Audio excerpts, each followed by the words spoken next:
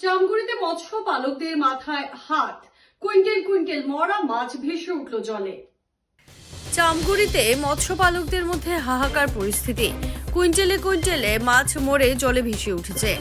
প্রচন্ড গরমে পুড়ছে গোটা রাজ্য, রুষ্ট হয়েছে প্রকৃতি। প্রখর রোদে হাহাকার অবস্থা জনসাধারণের। এবার জামগুড়ি শিবস্থান 1 নম্বর গরুমরাজ মৎস্য পালকের মধ্যে হাহাকার পরিস্থিতি। কুইন্টাল কুইন্টাল মাছ মরে জলে ভেসে উঠেছে, কিন্তু আসলে কি কারণে এভাবে মাছগুলি মরে উঠল তা নিয়ে চিন্তিত মৎস্য পালকরা। প্রখর রোদ নাকি কোনো দুষ্কৃত অভিসন্ধির ফলে এভাবে জলের মধ্যেই বিষ মিশিয়ে গেছে। দিশেহারা হয়ে পড়েছেন মৎস্য পালকেরা জীবিকার একমাত্র উপায় হিসেবে এই কাজ করে থাকে। ব্যাংক থেকে ঋণ নিয়ে তারা আরম্ভ করেছিল এই ব্যবসা, এখন তারা পড়েছে বিপাকে। কিভাবে পরিশোধ করবে ব্যাংকের ঋণ? প্রকৃততে কি কারণে এই ঘটনা ঘটেছে তা নিয়ে তারা চিন্তিত রয়েছেন। প্রকৃততে কি কারণে এভাবে মাছগুলো মরছে? রুষ্ট প্রকৃতিকে বাদ দিয়ে যদি কোনো দুষ্কৃতী বিষ মিশিয়ে এভাবে মাছগুলি মারার চেষ্টা করছে, তবে তার উচিত তদন্ত চালিয়ে দোষীকে কঠোর শাস্তি প্রদান করে এই মৎস্য পালকদের সকলকে ন্যায় প্রদান করতে প্রশাসনের কাছে তারা আহ্বান জানিয়েছেন। 1 নং গরুমারা, ইয়াতে প্রায় 10 বিঘা মান মাটি আছে। মাছ 30 কুইণ্টেল মান প্ৰায় মৰিছে। 30 কুইণ্টেল প্ৰায় অলৰেডি উঠোৱা হ'ল, মানুহে লৈ গ'লে। আৰু আছে প্ৰায় 8-10 কুইণ্টেল মান হৈ যাব উঠালে। উপঙি আছে।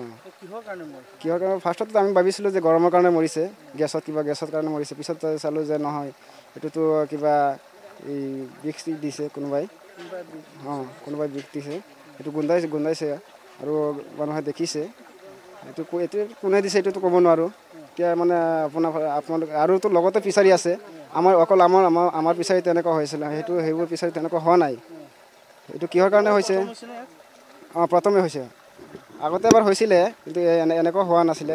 ইমানবোৰ মাছ নাছিলে, কিন্তু এইবাৰতো মাছ আপোনাৰ 50 গ্ৰামৰ পৰা আপোনাৰ 1 কেজিলৈকে মাছ আছে। ডাঙৰ মাছ আছে, মৰিছে।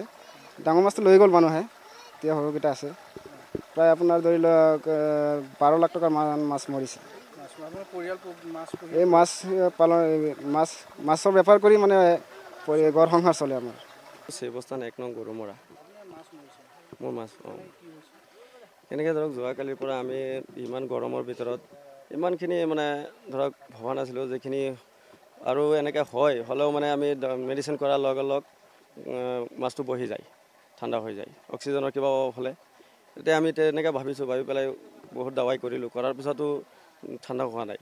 এতিয়া ধৰক কালিৰ পৰা আজিলৈকে প্ৰায় ধৰক কুইণ্টেলে মাছ মৰি আছে। এতিয়া অনুমানিক ধৰক 30 কুইণ্টেল মান গৈছে। এইটো 10 বিঘা আছে, পানীটো 10 বিঘা আছে। মই মীন পালন কৰি আৰু মানে ঘৰ সংসাৰটো চলাই আছোঁ। নাই, এতিয়ালৈকে জনা নাই, গতিকে আপোনালোকৰ মাধ্যমতে আমি জনাবলৈ চেষ্টা কৰিছোঁ।